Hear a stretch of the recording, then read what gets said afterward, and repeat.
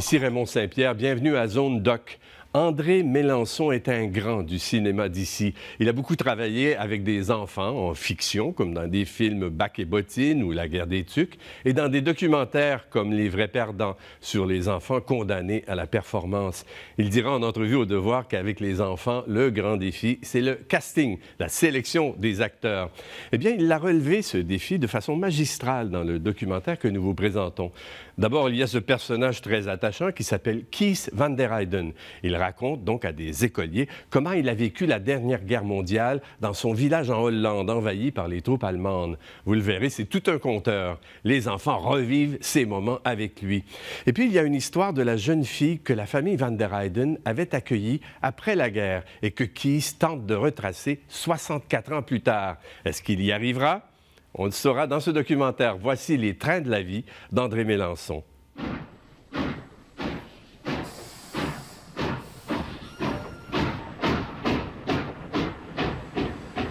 Parmi mes souvenirs de la Seconde Guerre mondiale, plus amers et plus douloureux les uns que les autres, une image lumineuse persiste et me hante encore. L'image d'une petite fille malingre, fragile, timide et renfermée au premier abord, et pouvant subitement se révéler débordant d'imagination, de gaieté et de tendresse.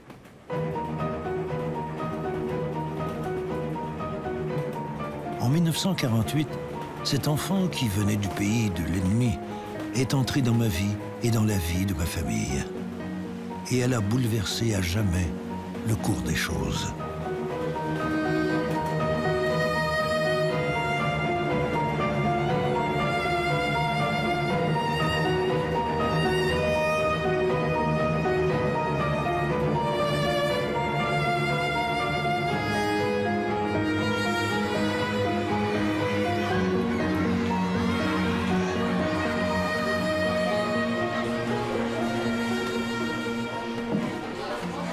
Encore aujourd'hui, à chaque fois que je rencontre de jeunes écoliers, j'ai l'impression de la retrouver assise parmi les garçons et les filles, et tout à fait attentive aux souvenirs de guerre que je raconte et dont elle fait partie.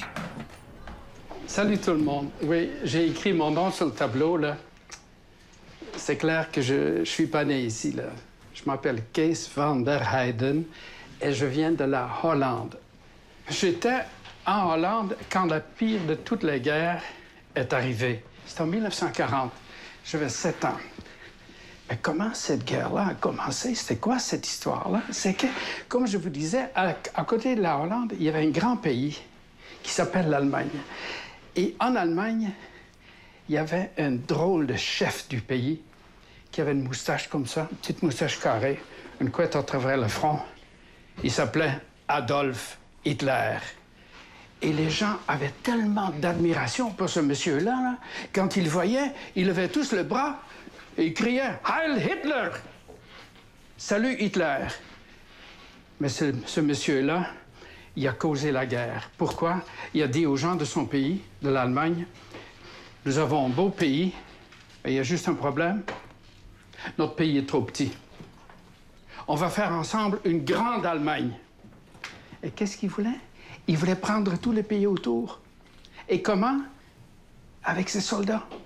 Et la Hollande, c'est un tout petit pays, là. Ça n'a pas été long. Il a vite pris ce pays-là. Alors, ça a commencé au mois de mai. C'est le matin, vers 5h, 5h30. Tout à coup, je me réveille parce que mon lit vibre. Et toute ma chambre tremble. Et j'entends une espèce de drôle de bruit à l'extérieur. Mais je ne savais pas qu'est-ce que c'était parce que les rideaux étaient fermés. C'était un bruit très haut, comme... Un bruit comme ça. Je dis, c'est quoi ça? Et j'entends en même temps, en bas, dans le salon, en dessous de ma chambre, j'entends papa et maman qui ont l'air à discuter. Et pas rien que ça, j'ai l'impression qu'ils déplacent des meubles en bas. Je dis, pourquoi ils sont pas couchés à 5 h du matin, là? Ben, je vais aller voir qu'est-ce qu'il y a dehors. Alors, je m'approche de la fenêtre, je tire le rideau et je vois dans le ciel, pas très haut, une douzaine d'avions. Ils font des cercles dans le ciel et ils sortent de la vapeur blanche de leur moteur. Alors, ils font des grands cercles blancs dans le ciel. C'est plein de cercles blancs. Je dis, pourquoi ils font ça? Alors vite, je descends l'escalier, j'ouvre la porte du salon. Papa et maman ont bouché les fenêtres du salon avec des matelas. Je dis, papa, mais qu'est-ce que vous faites là? Il dit, Case, t'as pas vu dehors? Oui, papa, j'ai vu des avions qui font des grands cercles dans le ciel. Case, ce sont des bombardiers allemands. L'armée allemande est à la frontière de notre pays. Ils ont décidé de prendre notre pays. Ils ont fait savoir à notre gouvernement, si nos soldats essaient de les empêcher de prendre notre pays, leurs bombardiers, ils vont nous écraser sur les bombes. Alors, ils sont là, ils attendent de voir ce que notre gouvernement décide. Qu'est-ce qui t'a amené à raconter tes souvenirs d'enfance? Ça a été la guerre en Bosnie. Je voyais des photos d'enfants de Bosnie, surtout des petits gars qui faisaient les soldats à leur façon. Et je me rappelle avoir dit à mes filles qui étaient ados à ce moment-là, écoute, ça me fait penser, durant la guerre, nous, les petits gars, on faisait des petits soldats. Ils ont dit, papa, parle-nous donc de la guerre que tu as vécue. Donc, pour leur faire plaisir, j'ai tapé des souvenirs de la guerre, là. Alors, il y en avait des souvenirs qui sortaient. C'était incroyable. C'est très mystérieux comment ça se produit. Il y a quelque chose qui revient et tout à coup, ça fait naître un autre souvenir. Et à un moment donné, ça finit par débouler quasiment. Ce que j'ai fait au début, c'était bien simple. J'ai pris un grand papier et j'écrivais juste des mots d'événements dont je me souvenais. Ah, le casque allemand. Ah oui. Ah, les affreux sandwichs. Wesh. Les bombardiers. Alors, j'avais une feuille, juste de petits repères au fond. Alors, je me rappelle, on était tous dans le salon. On avait peur que ce bombardier lâche la bombe sur nous. Et finalement, il ne s'est rien passé. Pourquoi? C'est que le gouvernement de la Hollande s'est rendu compte que notre petite armée ne pouvait rien faire contre les Allemands. Les Allemands étaient plus forts, mieux armés. Donc, le gouvernement dit aux soldats hollandais, laissez tomber vos fusils. Papa a enlevé les matelas dans les fenêtres. Je regardais dehors. Et qu'est-ce que je voyais? Des soldats allemands. J'entendais leurs bottes qui claquaient sur le trottoir. Et il avait l'air de bonne humeur. Il chantait. Il était fier d'avoir pris notre pays. Et nous, on avait tout perdu.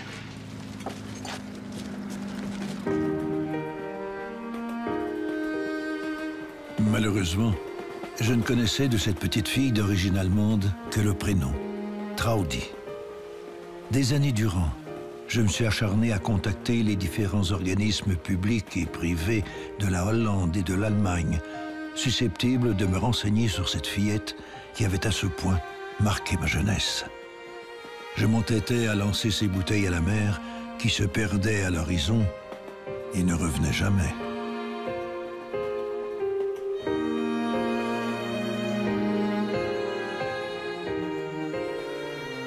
Là, je m'appelle. Je suis parti pour l'école. Et qu'est-ce que je remarque sur l'école? Le drapeau a disparu. Le drapeau de la Hollande n'est plus sur l'école.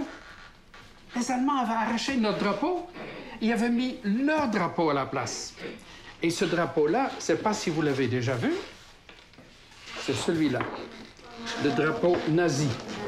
Ils ont mis le drapeau nazi à la place de notre drapeau. Et en mettant leur drapeau, c'est une façon pour eux de nous dire « c'est nous qui menons ici et pas vous ». Ils décidaient tout. On ne pouvait plus sortir notre drapeau, on ne pouvait plus chanter nos chansons, on ne pouvait plus fêter nos fêtes, c'était fini. C'était eux qui étaient les maîtres chez nous.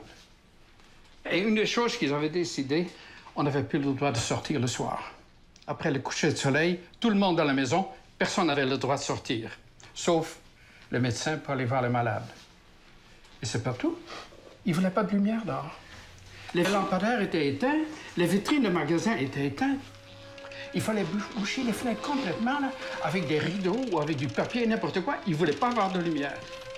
Les Allemands ont peur que quand les bombardiers anglais passent dans le ciel de la Hollande chez nous, là, ils ont juste à regarder en bas, ils voient toutes nos villes éclairées et ils trouvent leur chemin facilement vers l'Allemagne.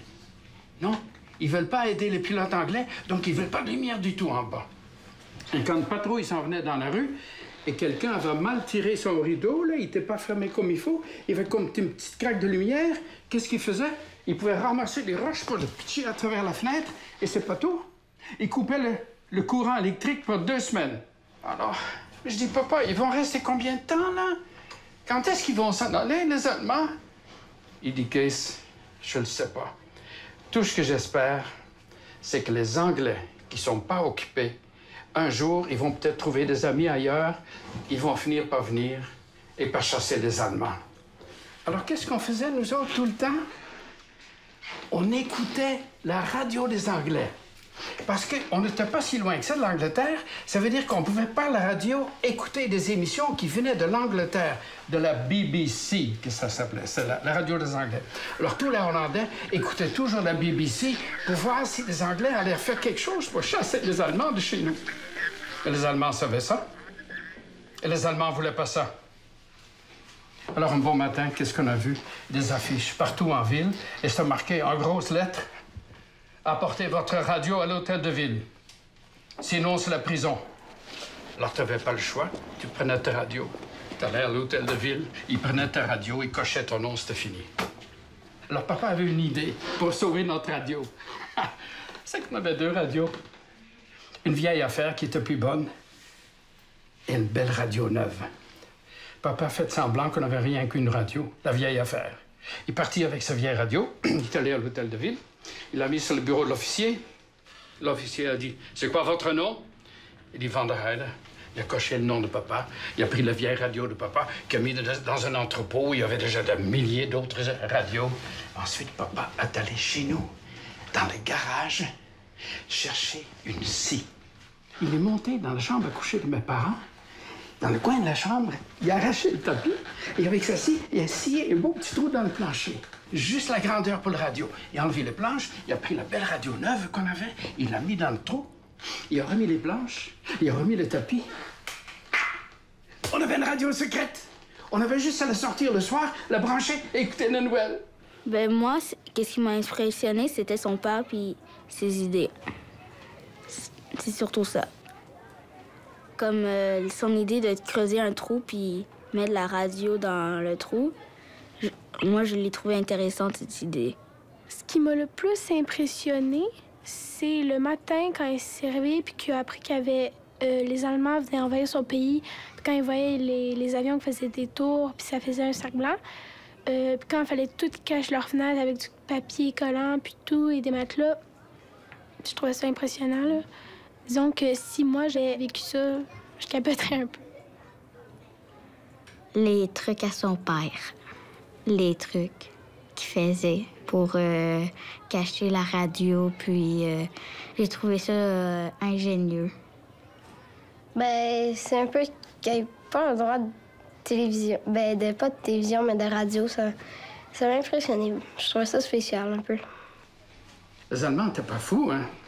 Ils se doutaient qu'il y avait le Hollandais, qu'il y avait des radios cachées. Alors, qu'est-ce qu'ils ont fait? Ils ont rendu l'écoute de la radio pénible et surtout très dangereux. Ils ont installé des antennes un peu partout.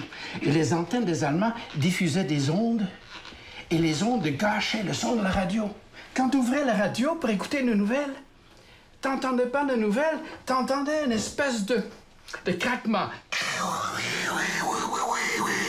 Et ça, c'est à cause des Allemands. Alors, si tu voulais quand même écouter une nouvelle, il n'y avait qu'une chose à faire, monter le volume. Quand tu montais le volume très fort, que la radio était très fort, là, t'entendais toujours un peu. Mais t'entendais quand même les nouvelles. Ça, c'était très habile de la part des Allemands. Parce qu'écouter la radio, c'était pénible, ça. Avec il fallait mettre ça fort, fort, fort. Mais surtout, c'était dangereux. Parce que tu mettais la radio très fort.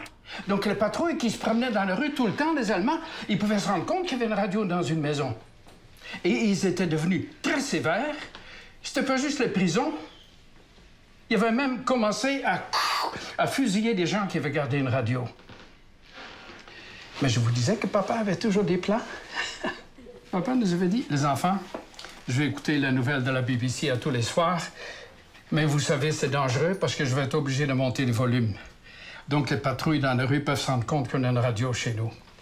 Et ça serait la catastrophe, ça. Sauf que je pensais à mon affaire et je sais que je peux compter sur vous autres. Vous êtes capable de faire du bruit? Vous êtes capable de faire beaucoup de bruit, beaucoup de vacarme? Mais pendant que j'écoute la radio en haut, vous allez faire tellement de vacarme que tout ce que les Allemands dans la rue vont entendre, c'est pas ma radio en haut, c'est les folies que vous faites. Ils se rendront pas compte qu'ils écoutent la radio. On dit, oui, papa, mais comment est-ce qu'on va faire ça, là? Et c'est pas compliqué. À l'heure de nouvelles, Case, tu vas au salon et tu t'installes au piano. Charlotte, Gabrielle, Anneke, allez dans la cuisine chercher les casseroles.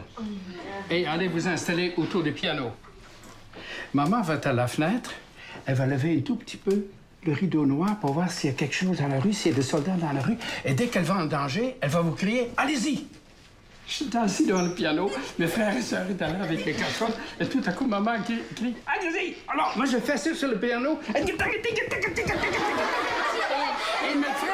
frères, un petit sœur, et en même temps, on criait comme des débiles.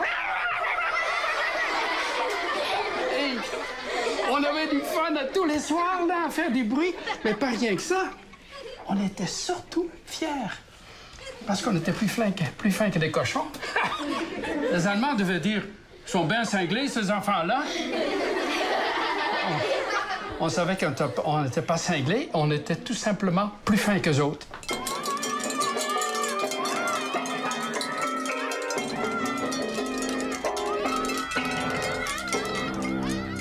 Il y avait des patrouilles dans la rue tout le temps. Il y avait même des noms de rues qui avaient disparu, qu'il y avait mis des noms en allemand à la place. Partout, il y avait les sacrés drapeaux à la croix gammée. Donc, entre enfants, là, on était fâchés contre ce monde-là qui avait tout pris. En même temps, nos parents nous avaient dit, attention, là, parlez pas contre les ennemis parce qu'ils ont des collaborateurs. Et les enfants en classe, là, il y en a peut-être là-dedans dont les parents sont des collaborateurs. Donc, faites bien attention dans ce que vous dites. Si c'est juste entre vos amis immédiats, ça va à l'école, faites bien attention. Et ça, c'était difficile parce qu'on aimait ça se vanter qu'il y avait des amis, des Anglais et d'autres qui allaient bombarder l'Allemagne, qui allaient peut-être les jeter à terre, etc. Donc, on aimait ça, parler de ça. Et papa, qui écoutait secrètement la radio de la BBC, nous donnait tout le temps des nouvelles sur ce qui se passait. Donc, il y a eu toute une période de présence constante des Allemands, des patrouilles, et tout ce qui est venu avec, ça veut dire le rationnement et ensuite la pénurie de toutes sortes de choses à manger qui allaient d'abord à l'armée avant d'aller à nous. Donc, pour nous, c'était des diables, ces gens-là. Un bon matin, papa se rend compte que mes deux petites sœurs, Charlotte et Anneke, ont de la difficulté à respirer. Il dit, c'est peut-être la diphtérie qui est dans la maison. Il a appelé le médecin est venu tout de suite. Il a examiné papa et les garçons. Il dit, vous êtes correct, vous n'avez rien. Il a examiné maman, qui était enceinte. Elle attendait un bébé très bientôt. Il dit, maman est solide, il n'y a pas de problème. Il a examiné Charlotte et Anneke. Il dit, c'est grave. Il faut qu'elle aille à l'hôpital tout de suite. Ensuite, il restait Troleke, la dernière, elle avait 2 ans. Il a examiné, il dit, je ne sais pas si elle a la diphtérie, mais prenons pas de risque. Je veux qu'elle reste à l'écart dans sa chambre pour être sûre qu'elle ne puisse pas contaminer les autres qui n'ont rien. Le médecin est parti, mes deux petites sœurs sont allées à l'hôpital. Charlotte, là, avait tellement de difficultés à respirer à l'hôpital qu'ils ont dû faire un trou dans sa gorge ici. Ils ont mis un petit tube dedans pour qu'elle puisse quand même respirer.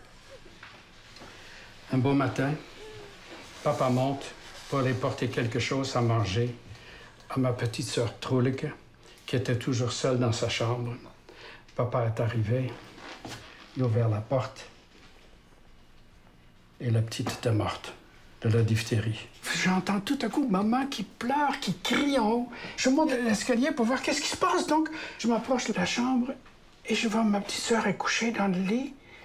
Elle est blanche comme la neige.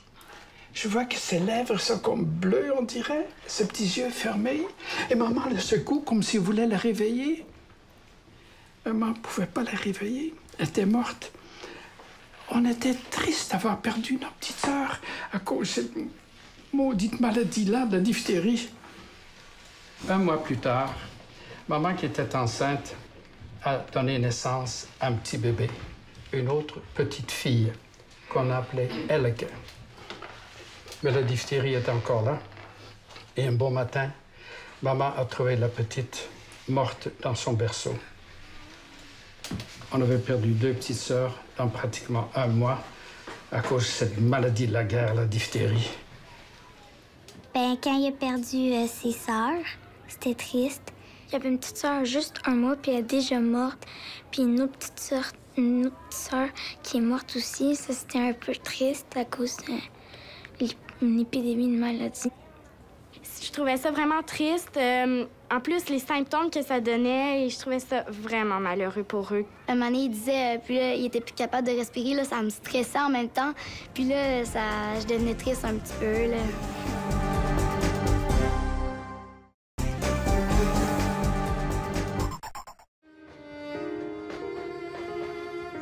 Comment le retrouver? Je savais son prénom, Traudi. Il y avait une radio aux Pays-Bas qui était avec une émission de retrouvailles. J'ai communiqué avec eux pour dire je veux retrouver quelqu'un. Ils m'ont dit non, on fait uniquement de retrouvailles avec des Hollandais. Encore, c'est fini. Là, j'ai appris qu'à Leipzig, à l'université de Leipzig, il y avait des retraités qui faisaient eux aussi des activités pour retrouver des gens qui s'étaient perdus. Je leur ai écrit, ils ont dû l'essayer. Ils m'ont répondu après un mois ou 2, on a essayé, franchement, on n'a pas été capable de le trouver. Et qu'est-ce qui arrive? Maman décède et je trouve dans un petit coffret de maman une photo de Traudi, une photo de première communion. Et au dos est marqué Traudi Bernden.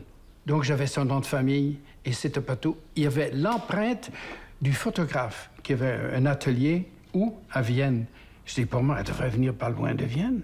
Je cherche sur Internet, ça n'existe plus. Son adresse a disparu, ça existe. Mais il dit, c'est Vienne, je vais m'adresser à la ville de Vienne. Quelques mois plus tard, c'était le mois de juin 1944. Il faisait beau comme aujourd'hui.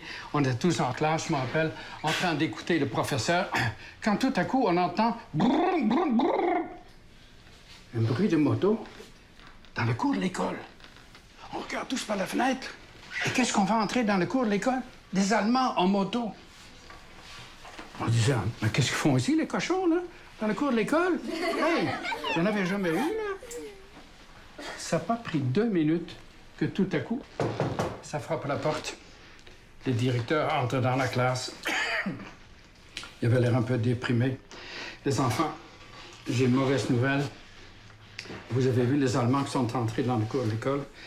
Mais ils sont venus me voir dans mon bureau. Ils m'ont dit, on prend cette école pour l'armée allemande. Videz l'école immédiatement. Que voulez-vous que je fasse, les enfants, là? Les Allemands sont plus forts que moi, là. Alors ramassez vos livres, vos cahiers, vos crayons et expliquez ça à vos parents. Au revoir, les enfants. Il est parti. On s'est regardé. On a dit, yippie, on est chanceux, on est en vacances. Au lieu d'être en vacances juste au mois d'août, on est déjà en vacances. Ah, de bonnes nouvelles. Alors, je suis parti chez nous, tout excité. J'ai dit, papa, j'ai une bonne nouvelle. Je suis en vacances. Les cochons ont pris l'école. Hein? On est chanceux, hein? Papa dit, Case, j'espère qu'on est chanceux. Mais je suis pas sûr. Et papa avait raison. Parce que dès le lendemain, il y avait de plus en plus de soldats dans la rue. Bien plus qu'avant. Sauf cette fois-ci, ils ne faisaient pas la patrouille. Ils s'arrêtaient devant chaque maison. Ils regardaient la maison comme il faut. Et papa a compris tout de suite. Les Allemands ont pris l'école. Ils veulent prendre nos maisons maintenant. Je jouais avec ma petite sœur, je m'en rappelle l'après-midi, quand tout à coup on entend frapper à la porte, on entend hurler en allemand « Öffnen !» Ça veut dire « ouvrez !» Papa est allé à la porte, il a ouvert. Il y avait un officier allemand qui était là. Il est entré dans la maison comme s'il était chez lui. Il a regardé toutes les pièces et dit « Papa, à partir d'aujourd'hui, cette maison n'est plus à vous. Elle est à l'armée allemande. Bon, on va être gentil pour vous. On va vous laisser 2 chambres à coucher, une chambre pour vous les parents, une chambre pour les enfants. La salle de bain en haut, vous ne touchez plus, là, c'est à nous. Vous vous servirez de la petite toilette que j'ai vue en bas. Et pour manger, vous mangerez dans la cuisine. Au moment où nous, on n'en a pas besoin. Heil Hitler! Il est parti.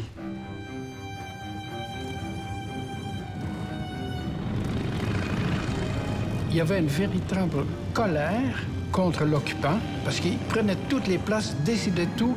Tu ne pouvais pas parler comme tu voulais. Ensuite, on ne pouvait plus manger comme on mangeait avant. Déjà, il y avait une colère contre l'Allemand. Et même pour nous, enfants, à notre façon un peu naïve, on faisait tout ce qu'on pouvait faire contre eux autres. Parce qu'on voulait, nous aussi, être des bons patriotes. Alors, on faisait des affaires qui étaient des conneries épouvantables, qui étaient même dangereuses. Mais c'était notre façon de leur faire face. Et donc, quand ils sont venus et qu'ils ont pris la maison, c'était le pire. C'était comme des loups qui étaient entrés dans la maison. Là, quelques jours plus tard, j'ai fait une rencontre que j'oublierai jamais. C'était le matin, à l'heure des bombardiers américains. Puisqu'on n'était plus à l'école, on était à la maison, qu'est-ce qu'on faisait? Quand le ciel se remplissait de bombardiers, tout le monde sortait dehors. Les soldats allemands sortaient dehors pour regarder dans quelle direction allaient les bombardiers, pour voir quelle ville ils allaient peut-être bombarder. Et moi aussi, je sortais dehors et j'appelais toujours mon ami Léo. « Léo, viens là! » Alors Léo venait chez nous et qu'est-ce qu'on faisait? On avait une terrasse devant la maison. On s'assoyait tous les deux au coin de la terrasse parce qu'on avait une vue magnifique. On regardait tous ces beaux bombardiers américains et je me rappelle, on se disait « Ah, nos amis, ils vont les battre, les cochons. » Et ensuite, qu'est-ce qu'on faisait? C'était notre fun. On essayait de compter les avions. Et je sais pas où on était rendu. 24, 25, 26.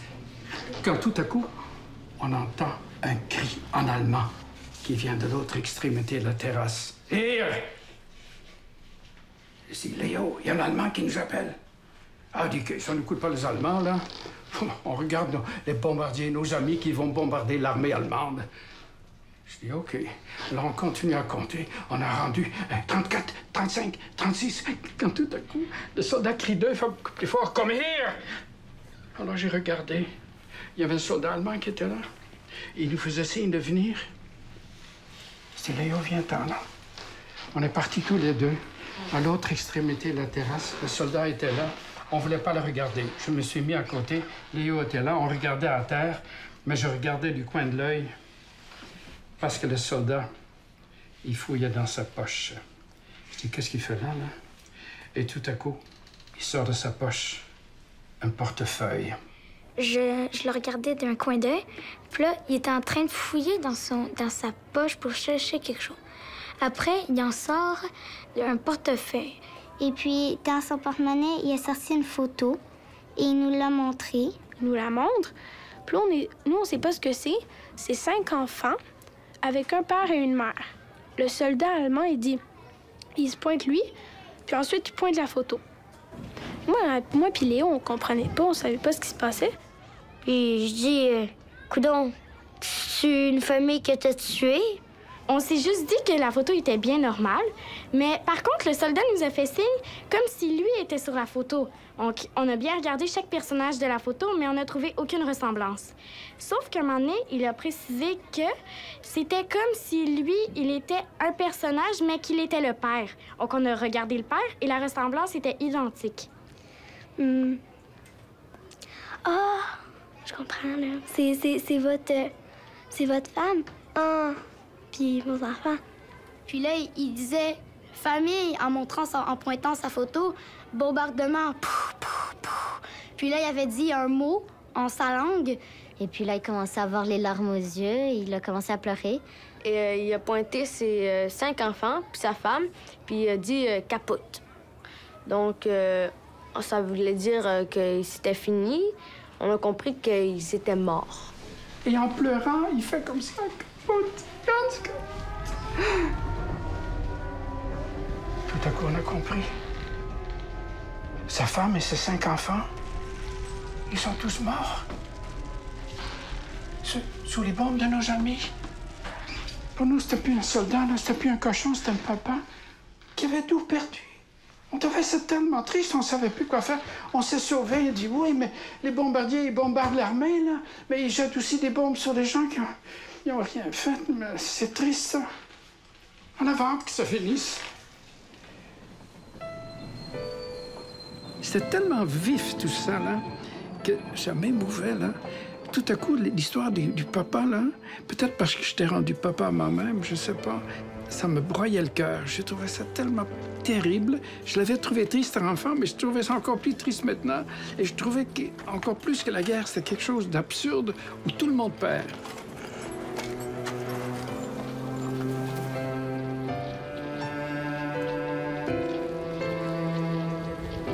Et un bon matin, nous sommes dans la cuisine, chacun devant notre assiette d'affreux gruau. On est en train de manger, quand tout à coup, ça frappe à la porte. Et qui entre dans la cuisine? Le général. Il se met devant notre table, il lève le bras, et il fait le salut de l'armée allemande. Sieg Heil, ça veut dire victoire, salut. Moi, j'aime autant regarder mon gruau que regarder le général. Sauf tout à coup, le général dit deux mots en allemand que je connaissais et qui étaient comme une bonne nouvelle. Il a dit « Auf Wiedersehen ». Et ça veut dire « au revoir ». Je dis « Quoi, au revoir » Ça veut dire qu'il faut partir. Oh, j'étais content. J'avais envie de lui dire « Alors, va-t'en ». Je n'ai pas osé parler, mais maman qui est à côté de moi, elle a osé dire en pleine face au général « J'espère jamais vous revoir ». Alors je dis, pourquoi est-ce qu'elle a fait ça, là? Il va se venger contre maman. Il ne s'est pas vengé du tout. Qu'est-ce qu'il a fait, le général? Il a pointé vers les coups de canon qu'on entendait. Et qu'est-ce qu'il a dit? Vos amis s'en viennent. Sieg Heil. Il a quitté la cuisine et on s'est dit, comme ça, ils vont s'en aller. On va retrouver notre maison. Peut-être que notre pays va être libre, peut-être.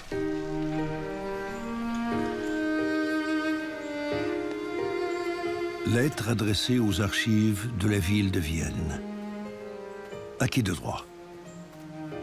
Cela fait des années que je suis à la recherche d'une femme qui serait née à la fin des années 30 et que j'ai toujours cru d'origine allemande. Je viens de découvrir que cette personne est en fait d'origine autrichienne, qu'elle a habité à Vienne au cours des années 40 et qu'elle y habite possiblement encore. Elle s'appelle Traudi Bundel. Êtes-vous en mesure de m'aider à retracer cette femme que j'ai connue dans sa jeunesse et qui est devenue une sœur pour moi?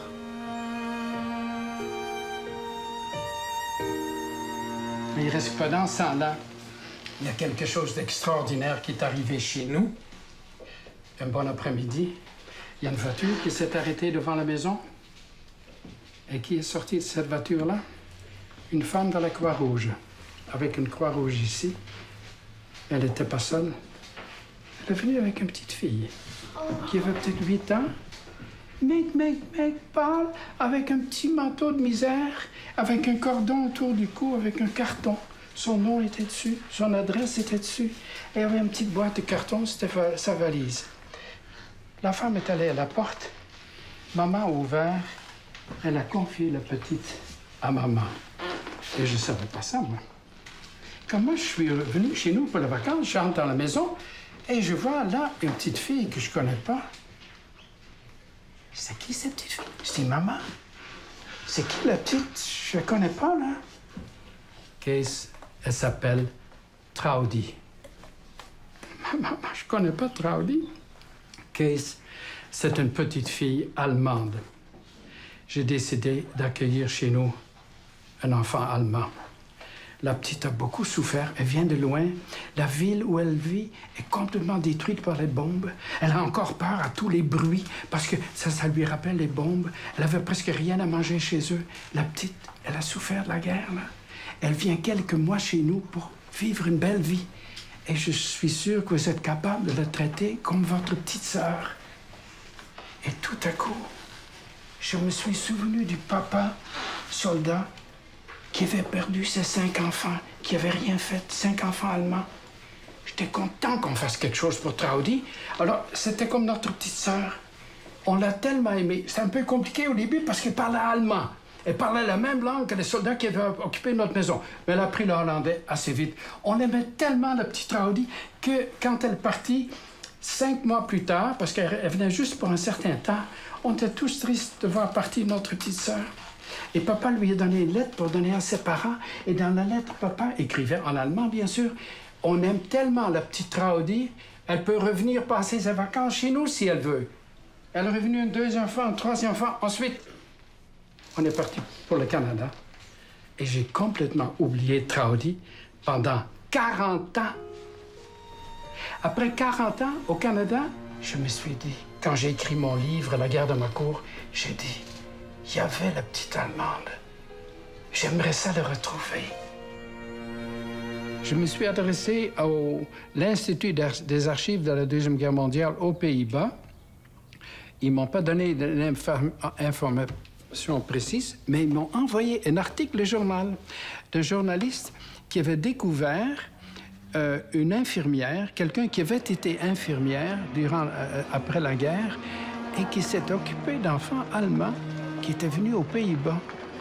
Et cet homme-là avait fait un peu de recherche auprès de la famille de l'infirmière pour découvrir qu'il y avait des trains entiers d'enfants qui étaient venus. Ces informations, ainsi que de nouveaux contacts, m'ont permis de découvrir l'inimaginable. La venue de Traudi dans mon pays faisait partie d'un projet gigantesque, à la limite de l'utopie. Un projet conçu par les Croix-Rouges de 4 ou 5 pays européens, brutalement confrontés au contre-coup de la Seconde Guerre mondiale sur les populations civiles. Au cours des années qui vont suivre la guerre, de modestes familles de Hollande et aussi de France, de Belgique, d'Angleterre et d'ailleurs vont accueillir et héberger plus de 180 000 enfants d'Allemagne, d'Autriche et de Hongrie. En Hollande, ils seront près de 70 000 enfants.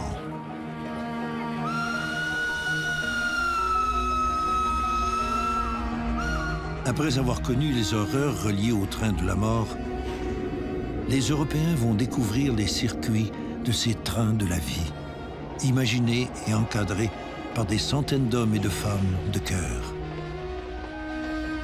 Le projet hollandais est piloté par un médecin et grand humaniste, Anton de Lange. Ma rencontre avec sa veuve, Ada de Lange, va être déterminante.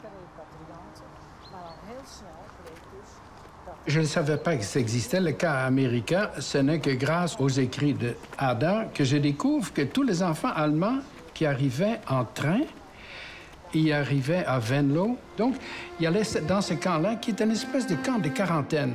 Il y avait de la place pour 300 enfants.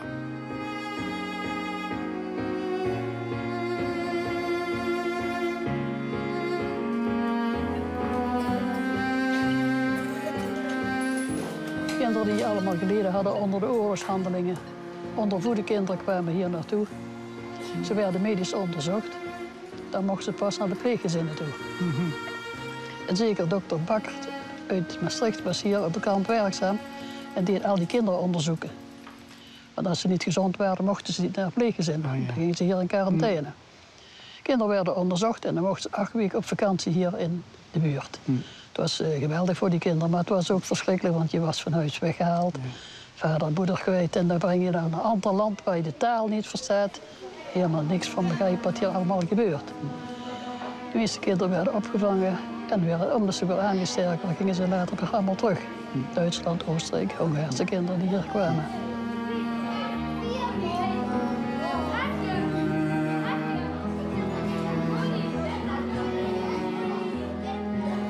Comment était-ce possible que les familles aient eu le cœur si grand pour ces enfants-là, pour qu'on les accueille? Il faut dire, paraît-il, les gens qui avaient des enfants comme ça, qui les accueillaient dans leur famille, étaient discrets.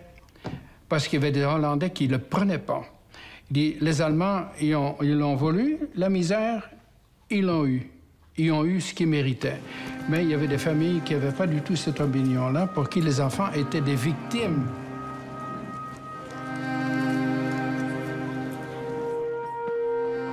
Lettre de la Croix-Rouge de Vienne. Cher Monsieur van der Heyden, les archives de la ville de Vienne nous ont transmis votre demande. Nous sommes heureux de vous aviser que nous avons réussi à retrouver la personne que vous recherchez et que cette personne nous a permis de vous communiquer son adresse personnelle.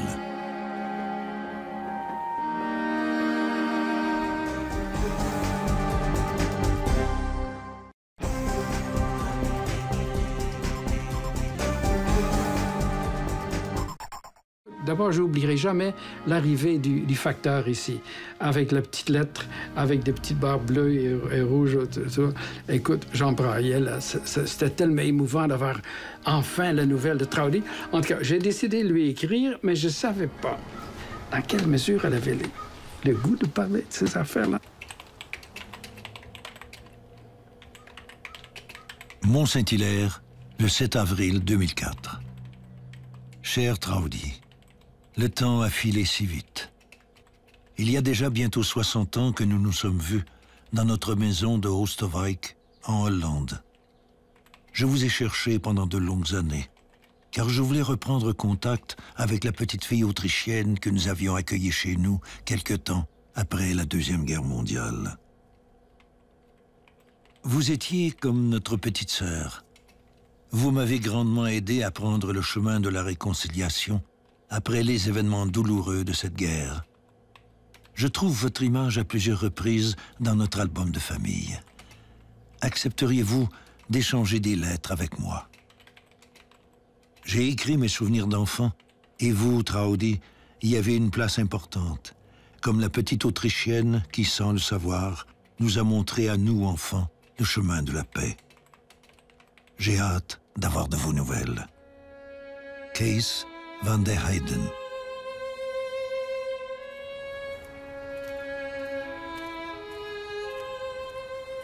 Vienne, 25 avril 2004.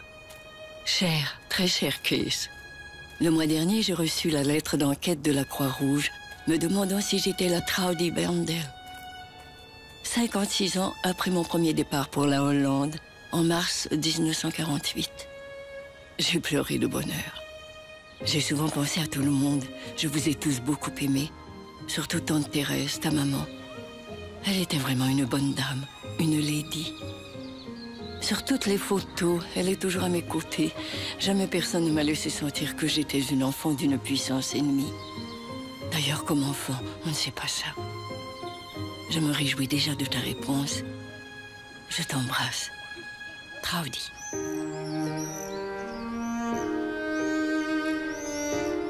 Cher Traudi, nous avions prévu nous revoir à Oosterwijk après plus de 60 ans d'absence.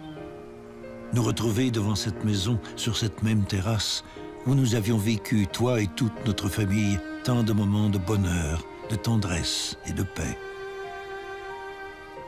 Mais 2 mois avant notre rendez-vous, une mauvaise chute t'a forcé à prendre le lit et à annuler ton voyage en Hollande. Je suis quand même retourné sur cette terrasse. Et j'y ai retrouvé, l'espace de quelques secondes, l'émouvant souvenir de la petite Traudi. Je pense qu'elle racontait ça à cause qu'il voulait partager ses émotions, ses points de vue. Ça lui fait sortir ses émotions, il se sent moins triste. Et je pense qu'il voulait raconter ça à tout le monde pour qu'il se sente mieux. C'est rare qu'on peut entendre des personnes comme ça parler, qui ont vécu la guerre mondiale, la Deuxième Guerre mondiale. Fait que c'est quand même assez intéressant parce que tu peux pas rencontrer beaucoup de monde qui ont vécu ça, là. Qui ait survécu à la guerre mondiale, c'est vraiment quelque chose qui m'a surprise. Puis aussi qu'il soit capable de la raconter devant des gens, c'est vraiment quelque chose de très impressionnant.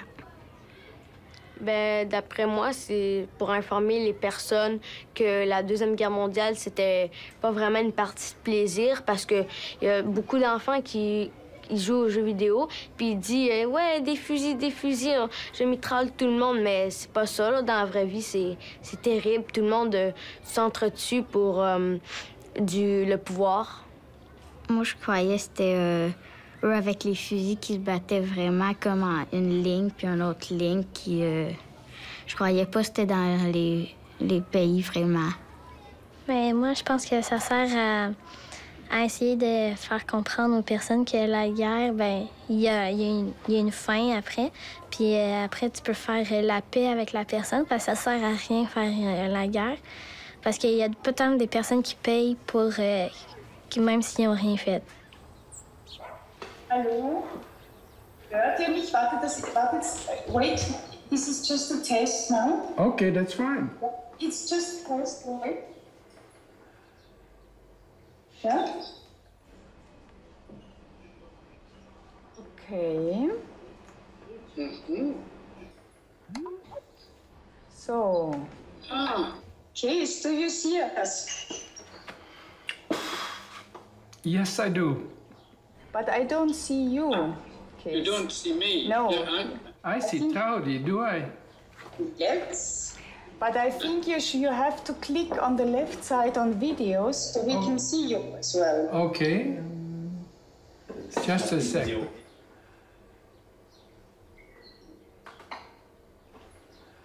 Si. Parce qu'il ne me voit pas là-bas.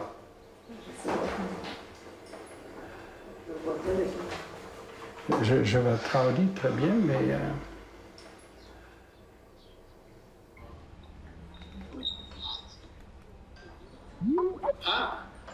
Yes. Wait. Yes.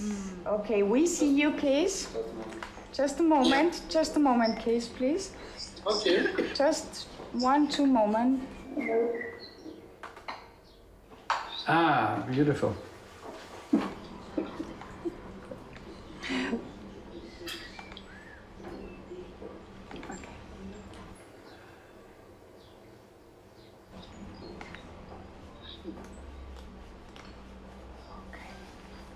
So, Traudi.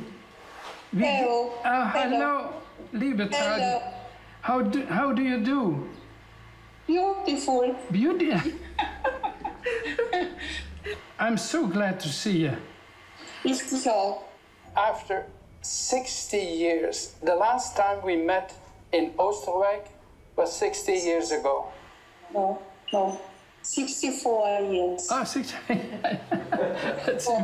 Okay. But finally, after searching for you for 8 years, I finally got your address through the Red Cross. Yes. Siegfried,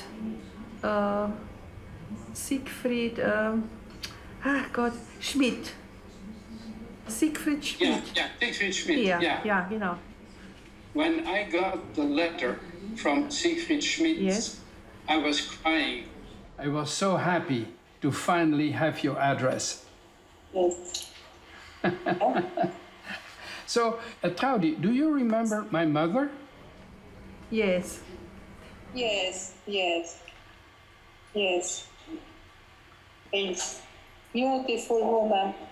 Yeah. Beautiful woman. You saw her coming down from the staircase when you arrived in Oosterwijk. Yeah.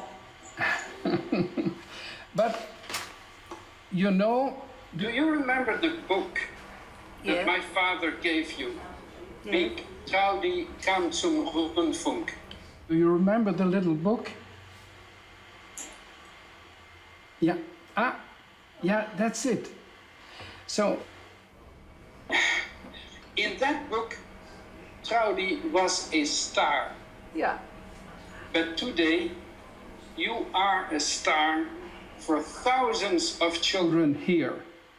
So, you are very, very special for many people because when they think of you, they think of the thousands of Dutch families who welcomed Austrian and German children for a while. Beautiful. I cannot speak English. No. I'm sorry. Do you still remember the house? Yes. Natürlich, yes. Gemma. Yeah, exactly. I'm so glad that today we can meet thanks to a satellite in the sky. It's like a little miracle. Für mich ist das technisch überhaupt nicht mehr nachdenkbar. Ich kann das gar nicht mehr mitdenken. Es geht bei mir nicht mehr. Yeah. When I saw you a few minutes ago, Traudi, I couldn't speak.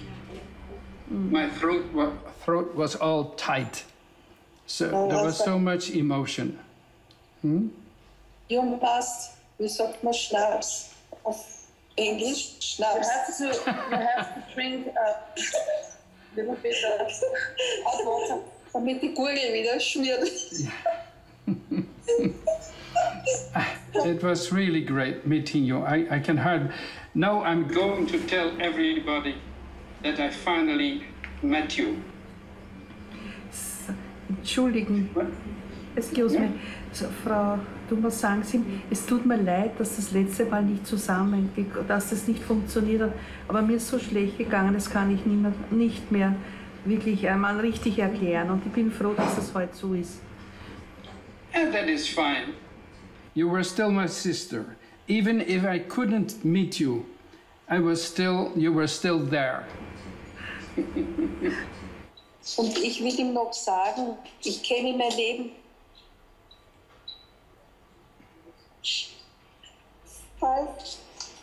Die Menschen sind aber einer der besten Menschen in meinem Leben. Thank you. Muss ich da einen? For me too. Jetzt habe ich alles gesagt, jetzt weiß ich nichts. Er kann nicht lang sprechen, er hat ja erst geschlafen, aber ich nicht. Na, ich brauche einen Schnaps. Auf Wiedersehen. Auf Wiedersehen. Goodbye. Bye bye.